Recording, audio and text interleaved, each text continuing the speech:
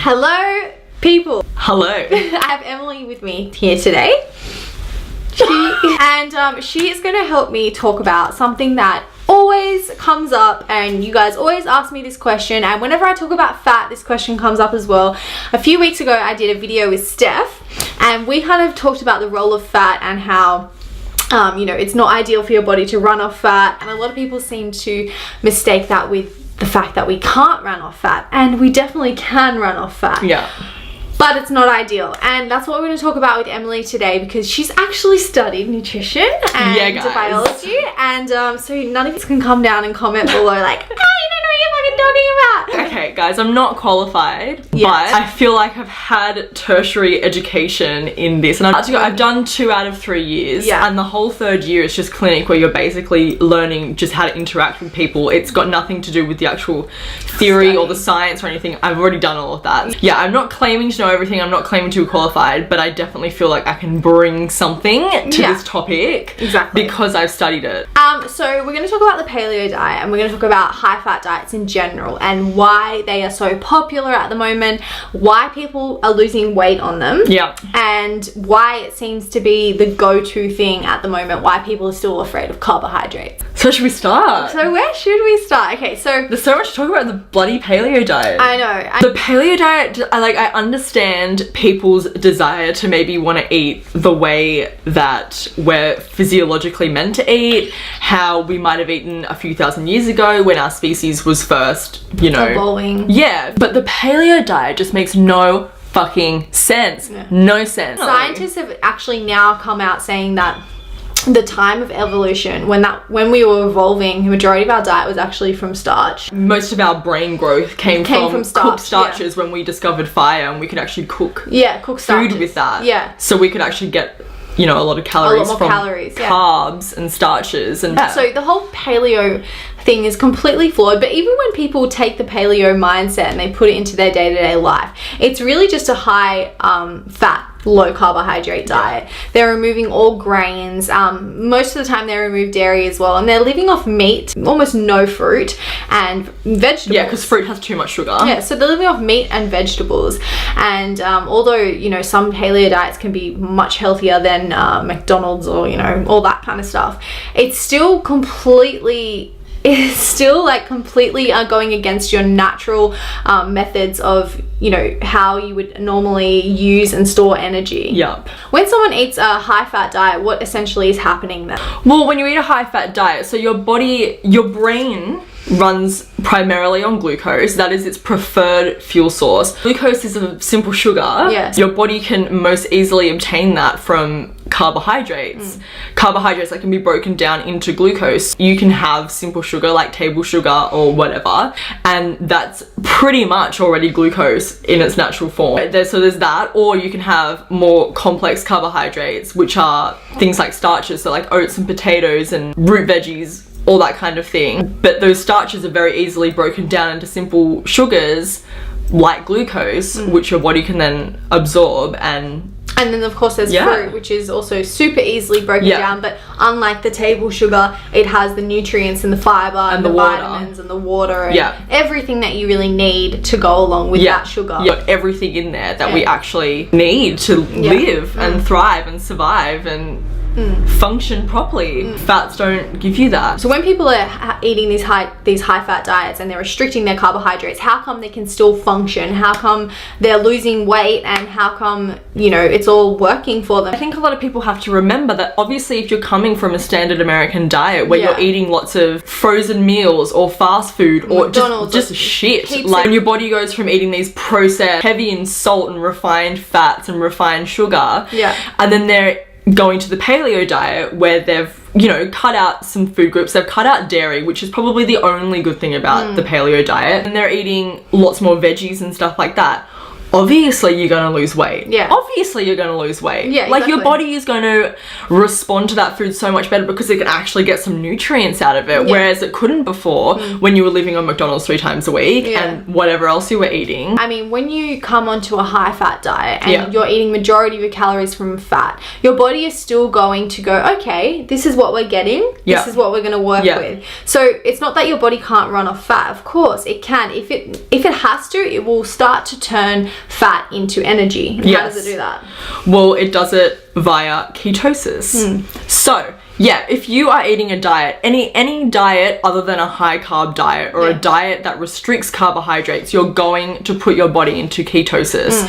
So it could be a high protein diet or a high fat diet. Either way, you're going to end up in this state. Yeah. It's essentially called starvation mode. It is called starvation mode for a reason. So basically, because your body does prefer glucose as its energy source to give you energy and to live and just go about just go about your day-to-day lives. But when you force it into a high fat or high protein diet, as Bonnie said, your body just goes, okay, well, this is what I've got to work with. Like, I have to survive somehow, so I'm going to do my best. So basically, you can't break fats and proteins down into sugar. It just doesn't work. You can't do it. So it turns these foods through several processes into ketone bodies. And those ketone bodies are what fuel your brain while you're in this famine state where it can't find carbohydrates. And that's what keeps you alive, essentially. So it eats into not only the fat and protein that you're consuming, but also your fat and protein stores, which is why you're losing weight. Exactly. Yeah. You are literally starving yourself and your body has no option but to rely on its backup sources because it's not getting its correct fuel source. Exactly. If you're eating a high fat diet and you're also restricting your calories, so you're only having, say, 1,500 calories a day, that isn't enough calories for the body to function. But if you're, an adult, then 1,500 calories is not enough. So it is going to go into its stores, which is why you start to lose body fat. If you weren't restricting your calories and you're eating 3,000 calories on this high-fat diet... Of fat? I mean, that would be almost... You would put on weight. You would put on weight. You'd feel fucking sick. Yeah. Like, a lot of you watching this would know if you're eating a high carb, low fat diet and then you start eating a high fatty,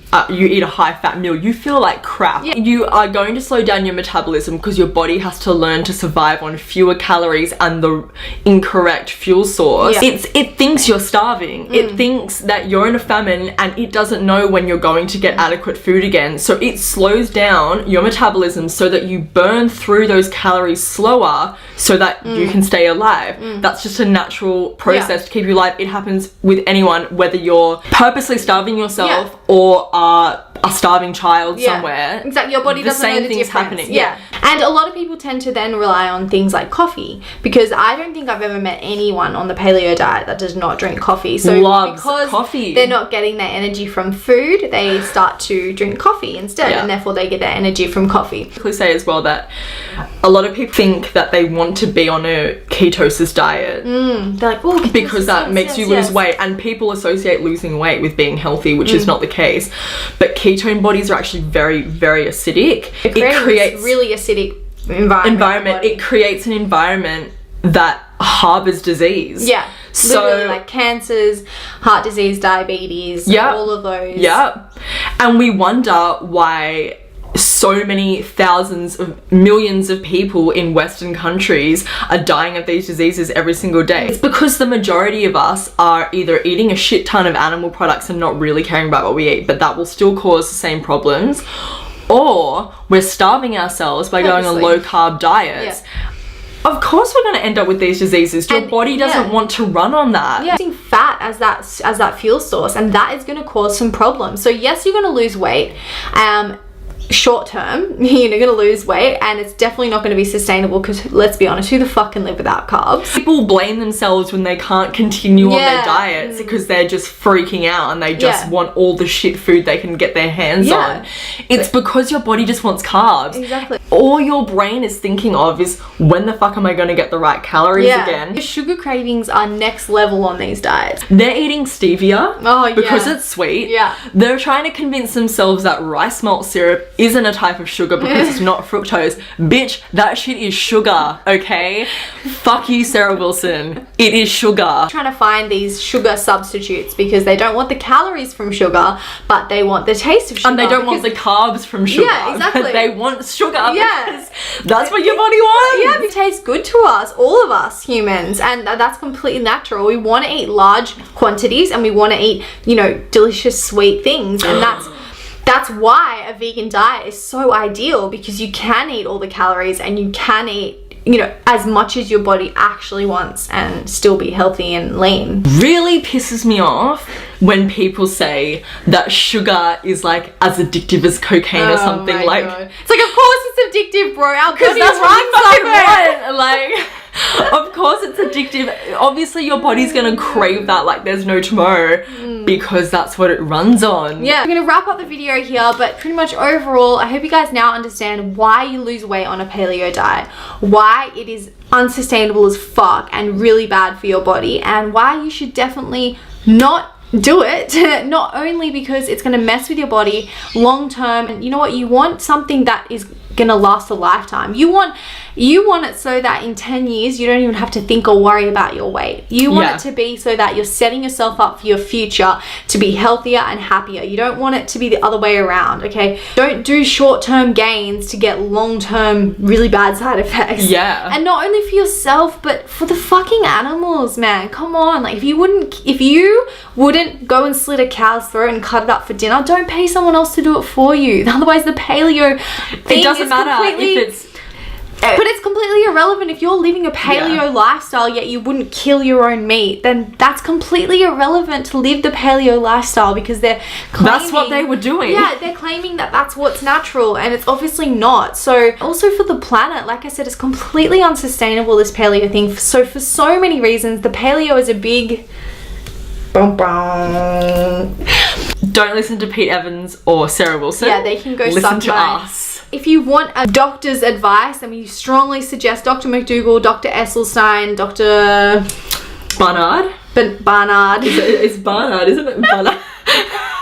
Dr. Barnard. Barnard.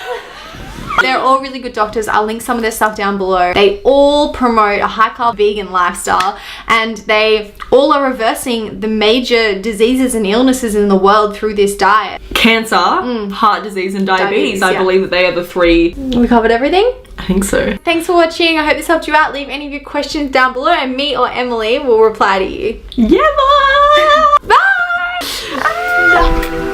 It's time for us as a people to start making some changes. Let's change the way we eat, let's change the way we live, and let's change the way we treat each other.